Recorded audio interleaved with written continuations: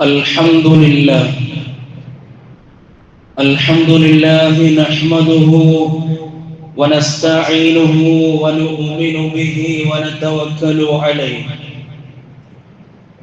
ونعوذ بالله من شرور أنفسنا ومن سيئات أعمالنا من يهده الله فلا مضل له ومن يضلله فلا هادي له ونشهد أن لا إله إلا الله وحده لا شريك له ونشهد أن سيدنا ومولانا محمدا عبده ورسوله أرسله بالهدى ودين الحق ليظهره على الدين كله ولو كره المشركون بسم الله ما شاء الله كان وما لم يشأ لم يكن ولا حول ولا قوة إلا بالله العلي العظيم رب اشرح لي صدري ويسر لي أمري واحلل عقدة من لساني يفقه قولي فقد قال الله سبحانه وتعالى في كلامه العزيز أعوذ بالله من الشيطان الرجيم بسم الله الرحمن الرحيم ومن أظلم ممن منع مساجد الله أن يذكر فيها اسمه وسعى في خرابها أولئك ما كان لهم أن يدخلوها إلا خائفين لهم في الدنيا خزي ولهم في الآخرة عذاب عظيم صدق الله مولانا العلي العظيم فقد قال النبي صلى الله عليه وسلم من رأى منكم منكرا فليغيره بيده فإن لم يستطع فبلسانه فإن لم يستطع فبقلبه وذلك أضعف الإيمان صدق رسوله النبي المصطفى الأمين وعلى آله وأصحابه وأتباعه إلى يوم الدين وسلم الله سبحانه وتعالى പരിശുദ്ധമായ ഭവനത്തിൽ പരിശുദ്ധമായ സമയത്തിൽ പരിശുദ്ധമായ ദിവസത്തിൽ അള്ളാഹു നമ്മെ ഒരുമിപ്പിച്ചതുപോലെ നമ്മിൽ നിന്ന് മൺമറഞ്ഞു പോയ പ്രിയപ്പെട്ട നമ്മുടെ മാതാപിതാക്കൾ, ബന്ധുമിത്രാദികൾ, കൂട്ടുകുടുംബാദികൾ, നമ്മെ സ്നേഹിച്ചവർ, നാം സ്നേഹിച്ചവർ, പ്രിയപ്പെട്ട എല്ലാവരോടുമൊത്ത് ആദരവായ മഹാനായ നബി മുഹമ്മദ് മുസ്തഫ സല്ലല്ലാഹു അലൈഹി വസല്ലമ തങ്ങളുടെ കൂടെ ജന്നാത്തുൽ ഫിർദൗസിലെ ഒരു അയൽപക്ക ബന്ധമെങ്കിലും പങ്കിടാൻ നമുക്ക് തൗഫീഖ് നൽകി അനുഗ്രഹിക്കുമാറാകട്ടെ. ഒരുപാട് ആളുകൾ പല ആവശ്യങ്ങളും പറഞ്ഞ് ദുആ കൊണ്ട് വസിയത്ത് ചെയ്തിട്ടുണ്ട്. ജുമുഅയ്ക്ക് തന്നെ ഒരുപാട് പേർ വിളിച്ചു. പല ആവശ്യങ്ങളും, പല വിഷമങ്ങളാണ്. മക്കളുടെ ആവശ്യങ്ങൾ, മക്കള് അവരുടെ ആഗ്രഹത്തിനൊത്ത് വളർന്നു വരാത്ത ഭീതി, വല്ലാതെ ബുദ്ധിമുട്ടുന്ന പ്രിയപ്പെട്ട മാതാപിതാക്കൾ, അത് മാത്രമല്ല ഈ സമയത്ത് പോലും പള്ളികളിലേക്ക് വരാൻ കഴിയാത്ത ജുമുഅയ്ക്ക് പോലും അല്ലെങ്കിൽ പെരുന്നാളിന് പോലും പള്ളിയിൽ വരാൻ പറ്റാത്ത പ്രിയപ്പെട്ടവരായ രോഗികളായി കഴിയുന്ന പ്രിയപ്പെട്ടവർ, അവർക്കെല്ലാം അല്ലാഹു ശിഫ നൽകി അനുഗ്രഹിക്കുമാറാകട്ടെ. നമ്മളെല്ലാം കിടപ്പിലായി പോകുന്ന രോഗങ്ങളെ തൊട്ട് കാക്കുമാറാകട്ടെ. ശേഷിക്കുന്ന നമ്മുടെയൊക്കെ ജീവിതം ആഫിയത്തോടുകൂടി ദീർഘായുസ്സോടെ ജീവിക്കാൻ പാപികളായ നമുക്ക് അല്ലാഹു ബാക്കി നൽകി അനുഗ്രഹിക്കുമാറാകട്ടെ. പ്രിയപ്പെട്ടവരെ, അല്ലാഹു സുബ്ഹാനഹു വ തആല നമുക്ക് അമൂല്യമായി നൽകിയ പരിശുദ്ധ റസൂൽ മുഹമ്മദ് മുസ്തഫ സല്ലല്ലാഹു അലൈഹി വസല്ലമ തങ്ങളിലൂടെ ഒരു അമൂല്യ നിധിയായി, എന്റെ വിഷയം ആദ്യം മുതൽ തന്നെ നല്ലവണ്ണം ശ്രദ്ധിക്കണം. ഈ വിഷയം പറയുമ്പോൾ നമ്മളൊക്കെ ഇപ്പോ വർത്തമാന കാലഘട്ടം അറിയാം. നമ്മളൊക്കെ എങ്ങനെ ഇരിക്കുമ്പോ, പള്ളിയിൽ എങ്ങനെ ഇരിക്കുമ്പോ നമുക്ക് വല്ലാത്ത ഭയമൊന്നുമില്ല, നമുക്ക് പേടിയില്ല. നമ്മൾ സ്വതന്ത്രരായി ഇങ്ങനെ ഇരിക്കുമ്പോ രാജ്യത്തിന്റെ, ലോകത്തിന്റെ വിവിധ ഭാഗങ്ങളിൽ ഇപ്പോ ഞങ്ങളുടെ മേൽ എന്തെങ്കിലും ബോംബ് വർഷിക്കുമോ, ഞങ്ങളുടെ പള്ളി തകർക്കപ്പെടുമോ എന്ന് ഭയന്ന് ജുമുഅയ്ക്ക് കൂടുന്ന പ്രിയപ്പെട്ടവരുള്ളവരാണ് ഈ ലോകം. നമ്മളൊക്കെ ഇപ്പൊ സ്വതന്ത്രരാണ്. നമ്മൾ അടുത്ത പരിപാടി, ജുമുഅയ്ക്ക് ശേഷമുള്ള പരിപാടി നമ്മൾ നേരത്തെ മനസ്സിൽ കരുതി കഴിഞ്ഞു. ജുമുഅ കഴിഞ്ഞിട്ട് അടുത്ത പരിപാടി. പക്ഷേ ഷഹാദത്തിന് ഭയന്ന്, ഷഹാദത്തിനെ കൊതിച്ച്, ഭയന്നല്ല കൊതിച്ച്, മരണത്തെ ഭയമില്ലാതെ ജുമുഅയ്ക്ക് വരുന്ന പ്രിയപ്പെട്ടവരുള്ള ലോകമാണ് പ്രിയപ്പെട്ടവരെ. ഫലസ്തീനാണ് അതിനുദാഹരണം. അവര് പള്ളികളില്ല, പള്ളികളെല്ലാം പൊളിക്കപ്പെടുന്നു അവിടെ. എന്നിട്ടും അവരുടെ പള്ളികൾ ഇരുന്ന സ്ഥാനത്ത് അവരുടെ പായികളെല്ലാം വൃത്തിയാക്കിയിട്ട് അവർ ഒരുമിച്ച് കൂടുന്നു. എന്തിനു വേണ്ടി? റബ്ബിന്റെ മുന്നിൽ സുജൂദ് ചെയ്യാൻ. നമ്മൾ ശീതീകരിച്ച പള്ളിയില് നല്ല സഫില് നെറ്റിത്തടങ്ങളെ പതിക്കുമ്പോ നമ്മുടേതാണോ അവരുടേതാണോ ആദ്യമായി അല്ലാഹു സ്വീകരിക്കുക എന്ന് നഫ്സിനോട് തന്നെ ഒന്ന് ചോദിച്ചു നോക്കണം. ഫലസ്തീനിലേക്ക് ഇനി പോകേണ്ട ആവശ്യമില്ല എന്ന് ഞാൻ പറയുന്നില്ല. എന്നിരുന്നാലും പ്രിയപ്പെട്ടവരെ, നമ്മുടെ രാജ്യത്ത് ഓരോ സ്ഥലങ്ങളിലും നമ്മൾ കണ്ടുകൊണ്ടിരിക്കുകയല്ലേ. ജുമുഅയ്ക്ക് അവരിനി എങ്ങനെ വന്ന് കൂടും എന്നവരിപ്പോൾ ചിന്തിക്കുന്നുണ്ടായിരിക്കാം. ഓരോ പള്ളികളിലും ഫാസിസ്റ്റ് ശക്തികള്, അവിടെ മുമ്പുണ്ടായിരുന്നത് അമ്പലങ്ങളായിരുന്നു, അല്ലെങ്കിൽ ഇന്ന കാര്യങ്ങളായിരുന്നു എന്ന് വാഗ്വാദം ഉന്നയിക്കുമ്പോ പ്രിയപ്പെട്ടവരെ, അതിനെല്ലാം അടിയുറച്ച് ഓരോ മുഅ്മിനീങ്ങളും പള്ളിക്കുള്ളിലേക്ക് വരുമ്പോ അവരുടെ മനസ്സിൽ എന്തായിരിക്കും? നമ്മുടെ മനസ്സിലെ ചിന്ത അടുത്ത പരിപാടിയെ കുറിച്ചാണെങ്കിൽ അവരുടെ മനസ്സ് എന്താണ് ഇപ്പോൾ മന്ത്രിക്കുന്നുണ്ടാവുക? അള്ളാഹു മനസ്സിലാക്കാൻ തൗഫീഖ് നൽകട്ടെ. ഒരു ആമുഖമായി ഞാൻ പറഞ്ഞു വന്നേ ഉള്ളൂ. ഞാൻ പറയാൻ പോകുന്ന വിഷയം പള്ളിയുമായി മുസ്ലിമീങ്ങൾക്ക് ഈ അടുത്തായി, ഞാൻ അതിനെ ഓരോ കുറിപ്പായി ഇങ്ങനെ രേഖപ്പെടുത്തിയിട്ടുണ്ട്. മുസ്ലിമീങ്ങൾക്ക് ഈ അടുത്തായി വന്ന ഓരോ പ്രശ്നങ്ങള്, ഏറ്റവും അടുത്തായി വന്ന നിങ്ങളൊന്ന് സൂചിപ്പിച്ചിട്ട്, നിങ്ങളുടെ അടുക്കലേക്ക് മനസ്സിലേക്ക് ഒന്ന് സൂചിപ്പിച്ചിട്ട് എന്റെ വിഷയത്തിലേക്ക് വരാം. ആദ്യമായി അവർ നമ്മുടെ മുസ്ലിങ്ങളെ ഓരോ സമ്പത്ത് വ്യവസ്ഥയിൽ ഇങ്ങനെ കാർന്ന് തിന്നുകൊണ്ടിരിക്കുകയാണ്. മുസ്ലിമീങ്ങളെ അവരെ അടിയോടെ പിഴുതെറിയാൻ ശത്രുക്കൾ ഉപയോഗിക്കുന്ന ഒരു മാർഗമാണ് അവരുടെ സമ്പത്ത് വ്യവസ്ഥ ഇല്ലാതാക്കുക. അതിനാണ് ഇപ്പോ വഖഫ് പോലുള്ള പള്ളികളെ അവർ പിടിച്ചെടുക്കുക, വഖഫ് പോലുള്ള ഓരോ നിയമങ്ങൾ കൊണ്ടുവരുന്നത്. നമ്മൾ ഈ അടുത്തിടെയായി കണ്ടുവരുന്ന ഓരോ പ്രശ്നങ്ങളോ ഒന്നൊന്നായി ഞാൻ പറയാം. മദ്രസ ഇല്ലാതാക്കണമെന്ന് അവർ പറഞ്ഞു. ഒന്ന്, ഈ അടുത്തിടെയായി, എല്ലാം പറയുന്നില്ല, കുറച്ച് കാര്യങ്ങൾ മാത്രം. രണ്ട്, വഖഫ്. നമ്മുടെ പാരത്രിക ജീവിതത്തിന് വേണ്ടി നമ്മുടെ കാരണവന്മാർ കൊടുത്ത നമ്മുടെ പള്ളി ഉൾപ്പെടെ, നമ്മുടെ പള്ളി ഇപ്പൊ വഖഫ് ചെയ്തൊരു ഭൂമിയിലാണല്ലോ. ഞങ്ങളുടെ മാതാപിതാക്കൾക്ക് വേണ്ടി അവരുടെ പാരത്രിക ജീവിതത്തിന് വേണ്ടി വഖഫ് ചെയ്ത ഒരു സ്ഥലത്താണ് നമ്മളിപ്പോ ഇരിക്കുന്നത്. ഇങ്ങനെയുള്ള പള്ളികളെ അവരുടെ അധീനതയിലേക്ക് കൊണ്ടുവന്ന് ഇതൊന്നും നിങ്ങളുടേതല്ല എന്ന് തെളിയിക്കുന്ന ഓരോ നിയമങ്ങൾ കൊണ്ടുവരുമ്പോ നമ്മളൊക്കെ മൗനം ദീക്ഷിക്കുന്നത് വല്ലാത്ത അപകടമാണ്.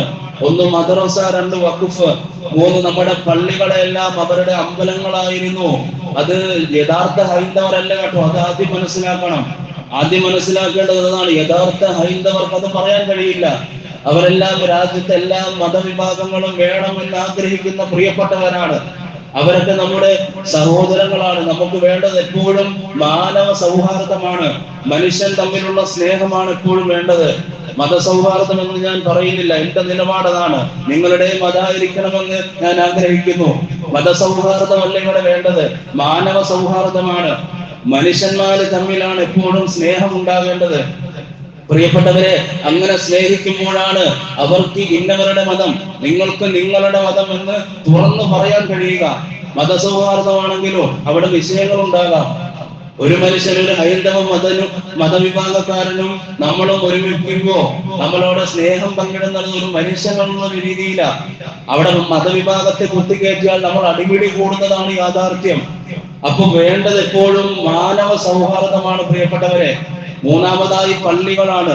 നാലാമത് CAA NRC പോലുള്ള ഓരോ നിയമങ്ങൾ. ഈ രാജ്യത്തിലെ മുസ്ലിമീങ്ങളെ നാടുകടത്തി നിങ്ങളുടെ രാജ്യം ഇതല്ല, ഇവിടെ നിന്ന് പുറത്തു പോകണം എന്നുള്ള നിയമം അവർ കൊണ്ടുവരാൻ നോക്കി. പക്ഷെ അതിനെ ഫ്രീസ് ചെയ്യുന്ന അവസ്ഥയിലേക്ക്, അതിനെ കുറെ നാളുകളിലേക്ക് സ്റ്റേ ചെയ്യുന്ന അവസ്ഥകളിലേക്ക് നമ്മളുടെ ശക്തി കൊണ്ട് നമ്മൾ പ്രതിരോധം തീർത്തപ്പോ അവർക്ക് മുട്ടുമടക്കേണ്ടി വന്നു. CAA NRC പോലുള്ളതിന് നമ്മളെല്ലാവരും ഓരോ സ്ഥലത്തിലേക്ക് യാത്ര ചെയ്ത് നമ്മളെ കൊണ്ട് കഴിയുന്നതിൽ ഏറ്റവും ഉത്തമമായ നിലയിൽ നമ്മളെല്ലാവരും പ്രതിരോധത്തെ അതിനെ സിദ്ധിച്ചവരാണ്. നമ്മുടെ നാവ് കൊണ്ട് നമ്മൾ ഓരോ മുദ്രാവാക്യങ്ങള് നമ്മൾ ഇവിടെ നിന്ന് പാവപ്പെട്ട ജനങ്ങളെയും മുസ്ലിമീങ്ങളെയും ഇവിടെ നിന്ന് പാലായനം ചെയ്യുവാൻ അവര് ഉന്നയിക്കുന്ന വാദത്തെ നമ്മൾ പൊളിച്ചെടുക്കി അതിനെ ഫ്രീസ് ചെയ്യുന്ന ഒരു അവസ്ഥയിലേക്ക് എത്തി. ഇനി അത് വരികയില്ല എന്നല്ല, വരാം. അവർ ഏത് കുതന്ത്രത്തിന്റെ മാർഗവും സ്വീകരിക്കാൻ. പ്രിയപ്പെട്ടവരെ, വിശുദ്ധ ഖുർആൻ പറഞ്ഞതുപോലെ അള്ളാഹുവിന്റെ വിശുദ്ധ ഖുർആൻ പറഞ്ഞു, അവരൊരുപാട് കുതന്ത്രങ്ങൾ ഇങ്ങനെ പയറ്റും, അവരൊരുപാട് ശത്രുക്കൾ ഇങ്ങനെ ഒരുപാട് കുതന്ത്രങ്ങളെ പയറ്റും. അവർക്കറിയാം യഥാർത്ഥ മതം ഇസ്ലാമാണ്, മുസ്ലിമീങ്ങളാണ് ഏറ്റവും ഉന്നതർ. നിങ്ങൾ ഏത് മേഖലയും പരിശോധിച്ചാൽ അവിടെ എല്ലാം ഒരു മുസ്ലിമിന്റെ കയ്യൊപ്പ് കാണും. പ്രിയപ്പെട്ടവരെ, അവിടെ എല്ലാം ഒരു മുസ്ലിമിന്റെ കയ്യൊപ്പ് കാണും. ഏത് മേഖലയും നിങ്ങൾ പരിശോധിച്ചോ, നല്ല ബുദ്ധിയാണ് മുസ്ലിമീങ്ങൾക്ക് എപ്പോഴും. നമ്മുടെ പ്രിയപ്പെട്ട മക്കളൊക്കെ ഇപ്പൊ ഒരുപാട് നേട്ടങ്ങൾ കൈവരിക്കുമ്പോ ആ സ്ഥാനങ്ങൾ ഇങ്ങനെ നമ്മൾ പത്രത്തിൽ പരിശോധിക്കുമല്ലോ, അവിടെ ഒരു മുസ്ലിമിന്റെ പോലും പേരില്ലാതെ കാണില്ല. കാരണം മുസ്ലിമീങ്ങളെ കൊണ്ട് ഈ ലോകത്തിൽ ഒരുപാട് മാറ്റങ്ങൾ ഉണ്ടാക്കാൻ കഴിയും എന്ന് ശത്രുക്കൾക്കറിയാം. യഥാർത്ഥ ഹൈന്ദവർക്കോ യഥാർത്ഥ ക്രൈസ്തവരോ അവരല്ല ചിന്തിക്കുന്നത് അങ്ങനെ. ഈ രാജ്യത്തെപ്പോഴും ഇവിടെ ആളുകൾ തമ്മിൽ പരസ്പരം അക്രമം ശ്രദ്ധിക്കണം, ആളുകൾ തമ്മിൽ വെറുപ്പുണ്ടാകണമെന്ന് ആഗ്രഹിക്കുന്ന ശത്രുക്കളാണ്. ഇപ്പോഴും അബൂജഹലുണ്ട്, ഇപ്പോഴും ഫിർഔനുണ്ട്, ഇപ്പോഴും ഹാമാനുണ്ട്, ഇപ്പോഴും ഫാറൂനുണ്ട്. ഇസ്ലാമിന്റെ ശത്രുക്കൾ ഇപ്പോഴും ഓരോ മുഖങ്ങളിലായി നമ്മുടെ മുന്നിലുണ്ട്. അബൂബക്കർ എവിടെ, ഉമർ എവിടെ, ഉസ്മാൻ എവിടെ, അലി എവിടെ എന്ന ചോദ്യം നമ്മുടെ നഫ്സിനോടാണ് ചോദിക്കേണ്ടത്. എവിടെ പോയി? എന്തിനാണ് പേടിച്ചിരിക്കുന്നത്? പ്രിയപ്പെട്ടവരെ, മൻ റആ മിൻകും മുൻകറ, അല്ലാഹുവിന്റെ റസൂൽ സല്ലല്ലാഹു അലൈഹി വസല്ലമ തങ്ങൾ പറഞ്ഞില്ലേ, മൻ റആ മിൻകും മുൻകറ, ഒരു വെറുക്കപ്പെട്ട നിങ്ങളെ കാര്യത്തെ കണ്ടാലുണ്ടല്ലോ, നിങ്ങൾ ആദ്യം ഒരു മനുഷ്യനെ ഒരു സ്വാധീനവും ഇല്ലാതെ ഒരു ന്യായവും ഇല്ലാതെ നിങ്ങൾ അടിക്കുന്നത് കണ്ടാൽ, ഉദാഹരണം പറഞ്ഞു വെക്കുന്നതാണ്, ഹദീസിന്റെ ആശയത്തിലേക്ക് നിങ്ങൾ കൊണ്ടുപോകുന്നതാണ്. ഒരു ന്യായവും ഇല്ലാതെ ഒരു മനുഷ്യൻ ഇങ്ങനെ അടിക്കുന്നത് നിങ്ങളുടെ ശ്രദ്ധയിൽപ്പെട്ടാൽ ആ അടിക്കുന്നവന്റെ കയ്യെ പോയി പിടിക്കണമെന്നാണ് റസൂലുള്ളാഹി സല്ലല്ലാഹു അലൈഹി വസല്ലമ തങ്ങൾ പറഞ്ഞു വെക്കുന്ന ആശയം. ഇനി നിനക്ക് അതിന് ഭയമാണ്, നിങ്ങൾക്ക് കയ്യിൽ പിടിക്കാൻ കഴിയുന്നില്ല, നിനക്ക് ഭയമാണ്, നിനക്ക് അതിനുള്ള ത്വാഖത്തില്ല, കഴിവില്ല എങ്കിൽ ഇതിന്റെ നാവ് കൊണ്ടെങ്കിലും പറയാൻ പരിശുദ്ധ റസൂൽ മുഹമ്മദ് മുസ്തഫ സല്ലല്ലാഹു അലൈഹി വസല്ലം നമ്മൾ അതാണ് ഇപ്പൊ ചെയ്തുകൊണ്ടിരിക്കുന്നത്. എന്റെ ശബ്ദം ഇപ്പോൾ ശ്രമിക്കുന്ന ആളുകളിലേക്ക് ഇതൊക്കെ എത്തുമ്പോ ഇത് കേൾക്കുന്ന നിങ്ങൾക്കും എനിക്കും അള്ളാഹുവിന്റെ പക്കൽ നിന്ന് കൂലി ലഭിക്കാം. അതുകൊണ്ട് പ്രിയപ്പെട്ടവരെ, എപ്പോഴും ഇനി അതിനും ഫൈലം റസൂലുള്ള ഇങ്ങനെ ഓരോന്നായി എണ്ണി പറയുന്നത് മുസ്ലിമീങ്ങൾക്ക് മുഅ്മിനീങ്ങൾക്ക് കൂലി ലഭിക്കുവാൻ വേണ്ടിയാണ്. കൂലി ലഭിക്കുന്ന കാര്യമാണ് തിന്മയെ തടയുക, അത് കൈകൊണ്ട് തടുക്കുക എന്നുള്ളത്. ഇനി അതിന് കഴിഞ്ഞില്ല എങ്കിൽ നാവ് കൊണ്ടെങ്കിലും പറ. അതുകൊണ്ടാണ് നമ്മളിപ്പോ ഓരോ മുസ്ലിമീങ്ങൾക്കെതിരായ, പാവപ്പെട്ടവർക്കെതിരായ ഓരോ നടപടി ക്രമങ്ങൾ ഇവിടെ നടക്കുമ്പോ, ലോകത്തിന്റെ നാനാഭാഗത്ത് ഇങ്ങനെ നടന്നുകൊണ്ടിരിക്കുമ്പോ പ്രിയപ്പെട്ടവരെ നമ്മൾ പ്രതിഷേധിക്കാൻ ഇറങ്ങും. നല്ല നല്ല വാക്ചാതുര്യമുള്ള ആളുകളെ പ്രസംഗിക്കാനായി കൊണ്ടുവരും. അങ്ങ് മണ്ഡലങ്ങളിൽ എത്തുന്നതുവരെ, അവരുടെയൊക്കെ ശാഖകളിലേക്ക് എത്തുന്നവരുടെ പ്രസംഗങ്ങൾ വരെയുണ്ട്. അങ്ങനെയുള്ളവരെ കൊണ്ടുവന്ന് പ്രസംഗിക്കുമ്പോ അവിടെയെല്ലാം പോയി പങ്കെടുക്കുന്ന ഒരു മുഅ്മിനിന്റെ അടയാളമാണ് പ്രിയപ്പെട്ടവരെ. നാവ് കൊണ്ടെങ്കിലും പറയാൻ റസൂലുള്ളാഹി പറഞ്ഞല്ലോ, അതിൽ ഈമാനിന്റെ ഭാഗം പെടും. ഇനി നിങ്ങൾക്ക് നാവ് കൊണ്ട് പറയാനും പേടിയാണെങ്കിൽ ഹൃദയം കൊണ്ട് പറ. ഒരു വെറുപ്പിനെ നിങ്ങൾ ശ്രദ്ധിച്ചെടുക്ക്. മതേതരത്വം എന്ന് പറയുന്നുണ്ടല്ലോ. അടുത്ത ഡിസംബർ 6 നമ്മൾ അടുത്ത വെള്ളിയാഴ്ച ഡിസംബർ 6 നമ്മുടെ മനസ്സിൽ ഇപ്പോഴും മായാതെ കിടക്കുന്ന ഒരു പേരുണ്ടെങ്കിൽ അത് ബാബരി മസ്ജിദാണ്. അത് ബാബരി മസ്ജിദാണ്. ഇടനെഞ്ചിൽ എപ്പോഴും ബാബരി ഉണ്ടായിരിക്കും. 500ഓളം വർഷങ്ങള് അള്ളാഹുവിന് വേണ്ടി സുജൂദ് ചെയ്യുന്ന ഒരു പള്ളി ഇവിടെ നിന്ന് പോയപ്പോ ആരൊക്കെ ഒന്ന് വെറുപ്പ് മനസ്സിൽ കൊണ്ടുവന്നു പ്രിയപ്പെട്ടവരെ. നമ്മളൊക്കെ 5 വക്ത് നിസ്കരിക്കുന്ന അന്ന് കുറെ ആളുകൾ പറഞ്ഞു ഇതൊക്കെ പിടിച്ചെടുത്തപ്പോ ഒരു പള്ളിയല്ലേ പോകുന്നുള്ളൂ. അന്ന് തന്നെ ബാബരി മസ്ജിദ് പൊളിക്കുന്ന ആ സമയത്ത് തന്നെ അന്നുണ്ടായിരുന്ന നേതാക്കന്മാര് പറഞ്ഞത് എന്തെന്നറിയുമോ? 3000ഓളം പള്ളികളാണ് ഞങ്ങളുടെ ലക്ഷ്യം, 3003 പള്ളികളാണ് ഞങ്ങളുടെ ലക്ഷ്യമെന്ന് അന്നുണ്ടായിരുന്ന നേതാക്കന്മാര് പറഞ്ഞു. അതുകൊണ്ട് ഓരോ പള്ളികളിലും അവരിങ്ങനെ ഞങ്ങളുടെ ലിംഗമുണ്ട്, ഞങ്ങളുടെ ഇതുണ്ട്, മറ്റേതുണ്ട്, മറിച്ചതുണ്ട്, ഇങ്ങനെ പറഞ്ഞുകൊണ്ടിരിക്കും. ഞങ്ങളുടെ പ്രതിമ ഉണ്ടായിരുന്നു, ഞങ്ങളുടേതായിരുന്നു ഈ ഭൂമി. ആദരമായ റസൂലുള്ളാഹി സ്വല്ലല്ലാഹു അലൈഹി വസല്ലമ തങ്ങള് മക്കയിൽ നിന്നും മദീനയിലേക്ക് ഹിജ്റ പോയി പ്രിയപ്പെട്ടവരെ.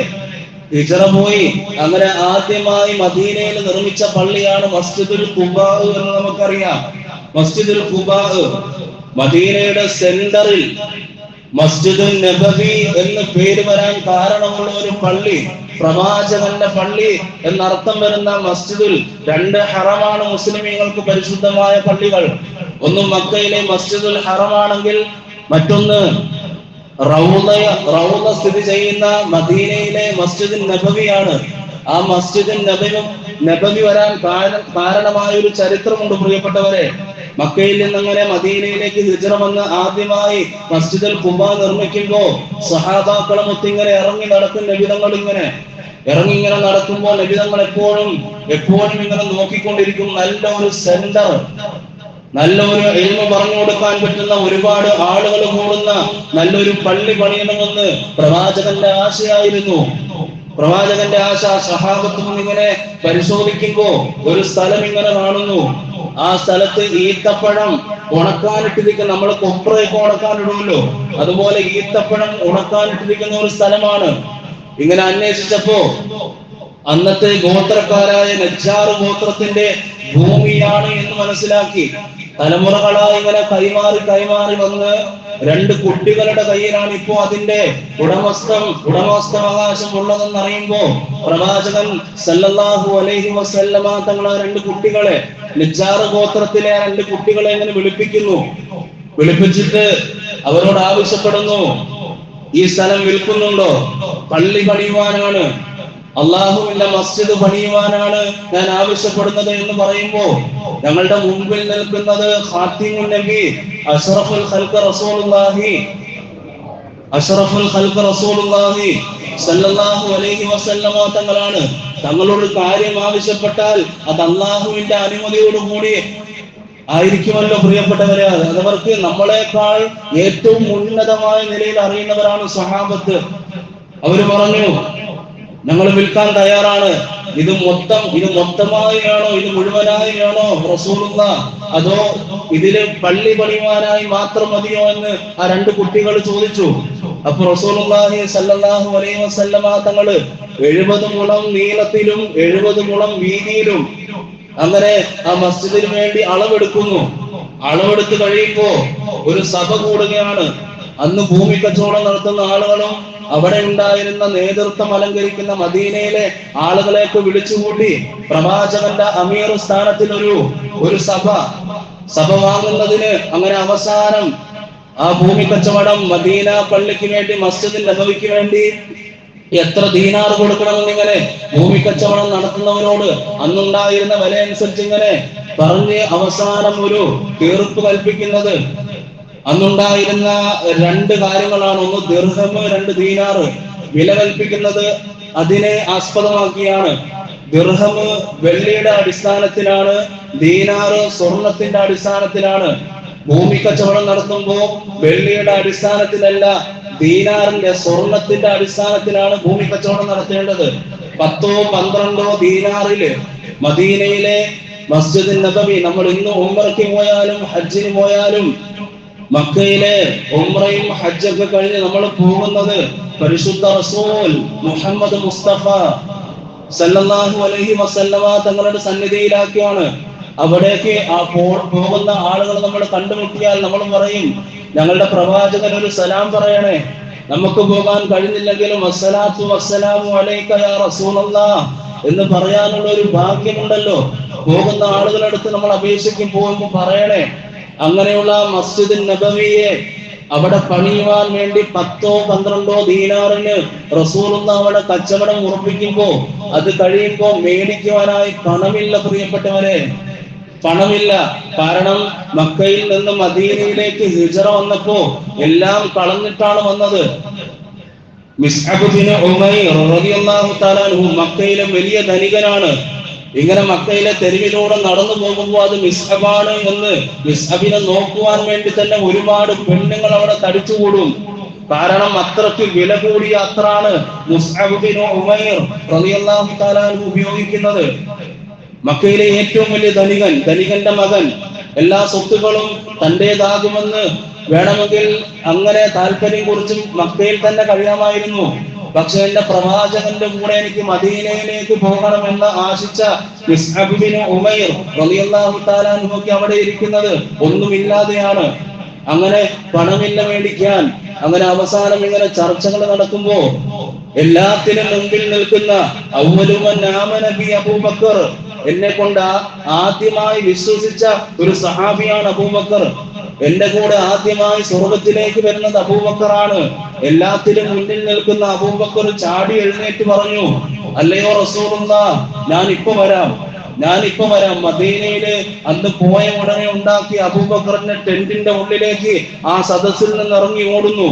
സദസ്സിൽ നിന്ന് ഇറങ്ങി ഓടിയ ടെന്റിന്റെ അകത്തിലേക്ക് പോകുമ്പോൾ വാപ്പ് ഉറങ്ങുകയാണ്. അബൂ ഖുഹാഫ എന്നാണ് പേര്. അബൂ ഖുഹാഫയുടെ തലയണയുടെ അടിയിൽ ഒരു 10-12 ദീനാറോ അവിടെ സൂക്ഷിച്ചതായി തനിക്ക് ഓർമ്മയുണ്ട്. കാരണം ആയിഷ ബീവി റളിയല്ലാഹു തആല അൻഹയാണല്ലോ അബൂബക്കർ സിദ്ദീഖ് റളിയല്ലാഹു തആല അൻഹുവിന്റെ ഇളയ മകൾ. അതിലൊരു മൂത്ത പെൺകുഞ്ഞുണ്ട് അസ്മാ റളിയല്ലാഹു തആല അൻഹ. തന്റെ പ്രസവ ആവശ്യത്തിനായി മാറ്റിവെച്ചിരുന്ന, അതിന് പക്ഷേ പ്രസവ ആവശ്യത്തിന് ആ തുകയൊന്നും ആവശ്യം വന്നില്ല. അങ്ങനെ സൂക്ഷിച്ചു വെച്ചിരുന്ന ആ 10-12 ദീനാറ് ഓടിപ്പോയി അബൂബക്കർ സിദ്ദീഖ് റളിയല്ലാഹു തആല അൻഹു മസ്ജിദ് നബവി പണിയുവാൻ ഓടി ഇങ്ങനെ വരുമ്പോ സഹാബാക്കളെല്ലാം നിന്ന് കരയുകയാ. കാരണം എന്താ, നാളെ പാരത്രിക ജീവിതത്തിൽ എനിക്കിതൊരു കൂട്ടായി ഉണ്ടാകണം എന്നാശിച്ചാണ് അന്നു മുതൽ വേറെ ആരുടെയും നക്കി തുടച്ചൊന്നുമല്ല ആ സ്ഥലം വാങ്ങിയത്. വേറെ ആരുടെയും കൂലിക്കല്ല അത് വാങ്ങിയത്. സ്വന്തം കൈപ്പടയിൽ ഉണ്ടാക്കിയ, സ്വന്തമായി ഉണ്ടാക്കിയ, സ്വന്തം അധ്വാനിച്ചുണ്ടാക്കിയ, എപ്പോഴും അങ്ങനെ തന്നെ ആ പാരമ്പര്യമാണ് മുസ്ലിമീങ്ങൾ ഇപ്പോഴും കാത്തു സൂക്ഷിക്കുന്നത്. അങ്ങനെ ആ സ്ഥലക്കച്ചവടം അവിടെ നടക്കുന്നു.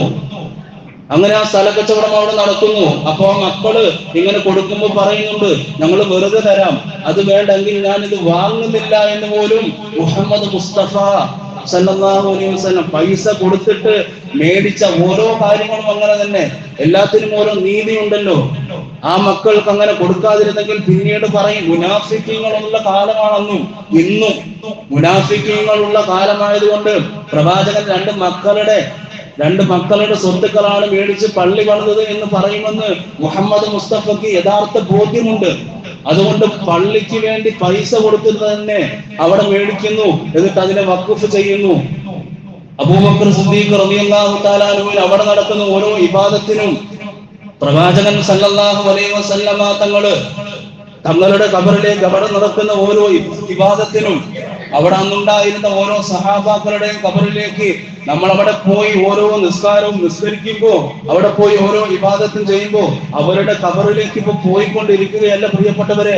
ഇവിടെ നിന്ന് ഞാൻ ഇങ്ങനെ മദ്ഹ് പറയുമ്പോ, ഈ ജുമുഅ ദിവസം നിങ്ങളെ ഇങ്ങനെ ഈ ചരിത്രം പറഞ്ഞ് കേൾപ്പിക്കുമ്പോ മുസ്ലിമീങ്ങൾക്ക് ആരുടെയും വിരന്നു തിന്നുന്ന ഒരു പാരമ്പര്യമില്ല എന്ന് നിങ്ങളോട് പറയുമ്പോ, ഈ ചരിത്രത്തിലേക്ക് ഞാൻ പോകുമ്പോ അവരുടെയൊക്കെ മദദ് പറയുന്ന കൂലി ഇപ്പോഴും അവരുടെ ആ ഖബറിലേക്ക് എത്തിക്കൊണ്ടിരിക്കുകയാണ്. പ്രിയപ്പെട്ടവരെ, നമ്മളുടെയൊക്കെ കാരണവന്മാരായ പ്രിയപ്പെട്ടവർ കൊടുത്ത ഓരോ സ്വത്തുക്കളെയും അവർ ഇല്ലാതാക്കാൻ ശ്രമിക്കുന്നതിന്റെ ഒന്നാമത്തെ കാരണം മുസ്ലിമീങ്ങളുടെ സമ്പത്ത് വ്യവസ്ഥ ഇല്ലാതാക്കുക എന്നൊരൊറ്റ ഉദ്ദേശമാണ്. ഒറ്റ ഉദ്ദേശം. നമ്മൾ തന്നെയാണ് അവിടെ പള്ളി പണിതതും എല്ലാ പ്രവാചകൻ കാണിച്ചു തന്ന ആ പാരമ്പര്യമാണ് ഓരോ പള്ളി പണിയുക എന്നുള്ളതും. അള്ളാഹുവിന്റെ ഏകത്വം തെളിയിക്കുന്നതിനായി ഇബാദത്ത് ചെയ്യുവാനായി ഓരോ പള്ളികളും നിർമ്മിക്കപ്പെടുമ്പോ അതിലേക്ക് വന്ന് തടസ്സം സൃഷ്ടിക്കുന്നവരെ കുറിച്ച് അള്ളാഹിന്റെ വിശുദ്ധ ഖുർആൻ സൂറത്തുൽ ബഖറയിലെ 114-ാമത്തെ ആയത്ത് ഒരു ചോദ്യം ഉന്നയിക്കുന്നുണ്ട്.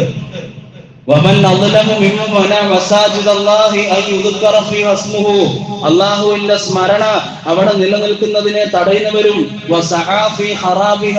മസ്ജിദ് പൊളിക്കുവാനായി വരുന്ന പ്രിയപ്പെട്ടവരുണ്ടല്ലോ, അവരെ ഞാൻ അങ്ങനെ പറയുവാനാണ് ആഗ്രഹിക്കുന്നത്.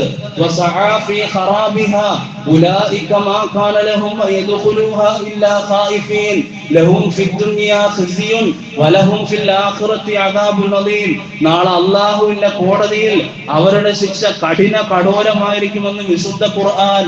അവരെക്കാൾ വലിയ അക്രമി ആരാണുള്ളതെന്ന് വിശുദ്ധ ഖുർആൻ ഒരു ചോദ്യം ഉന്നയിക്കുന്നുണ്ട്. പ്രിയപ്പെട്ടവരെ, അതിന് നമ്മൾ നാവ് കൊണ്ട് പ്രതികരിച്ചില്ല എങ്കിൽ നാളെ മഹ്ശറിൽ നിൽക്കുമ്പോൾ ചോദിക്കും, നിന്റെ മുന്നിൽ ഇസ്ലാമികപരമായി നീ ഇസ്ലാമിനെ എത്രത്തോളം അതിനെ ഉയർച്ചയിലേക്ക് എത്തിക്കാൻ നീ ശ്രമിച്ചുവെന്ന് എന്ത് മറുപടി പറയും? നമ്മുടെ കയ്യിൽ എന്ത് മറുപടി പറയാനുണ്ട്? എന്റെ ഇസ്ലാമിന്റെ ഞാൻ അതില് കടക്കുന്ന അതിന്റെ ഓരോ ഇബാദത്തുകളും ചെയ്യുമ്പോൾ അതിനെ ഉയർത്താൻ, അതിനെ വളർത്താൻ, മുസ്ലിം എന്ന പദവിയിൽ ഇരിക്കുമ്പോൾ ഇസ്ലാമിനെ കുറിച്ച് പഠിക്കാൻ, വിശുദ്ധ ഖുർആൻ എത്തിച്ചു കൊടുക്കാൻ ഞാൻ എത്രമാത്രം പരിശ്രമിച്ചുവെന്ന് അള്ളാഹു കോടാനുകോടി ജനങ്ങളുടെ മുന്നിൽ വെച്ച് നിന്നോട് ചോദിക്കുമ്പോ കൃത്യമായ മറുപടി പറയാതെ അവിടെ നിന്ന് മാറാൻ കഴിയില്ലല്ലോ. അവിടെ നിന്ന് ഒരിക്കലും മാറാൻ കഴിയില്ലല്ലോ.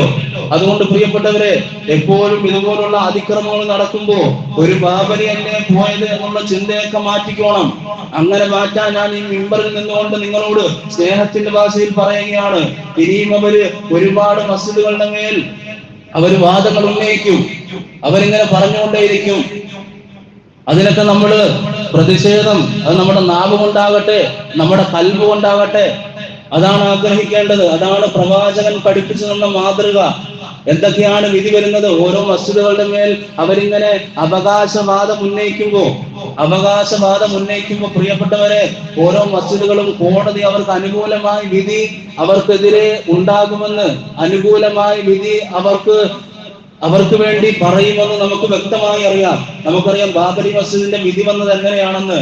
ഒരു ഉദാഹരണം പറഞ്ഞാൽ, ഒരു കുത്തുകൊണ്ട ഒരു മനുഷ്യൻ, ആ കുത്തുകൊണ്ട മനുഷ്യനെയും കുത്തിയ മനുഷ്യനെയും കോടതിയിൽ കൊണ്ട് നിർത്തിയിട്ട് നീ ഒന്നുകൂടി കുത്തിക്കോ, എന്നിട്ട് നീ വേറെ ഏതെങ്കിലും നാട്ടിൽ പോയി കുത്തിയ ആളോട് താമസിക്കാൻ പറയുന്ന ഒരു വിധിയാണ് ബാബരി മസ്ജിദിൽ ഉണ്ടായത്.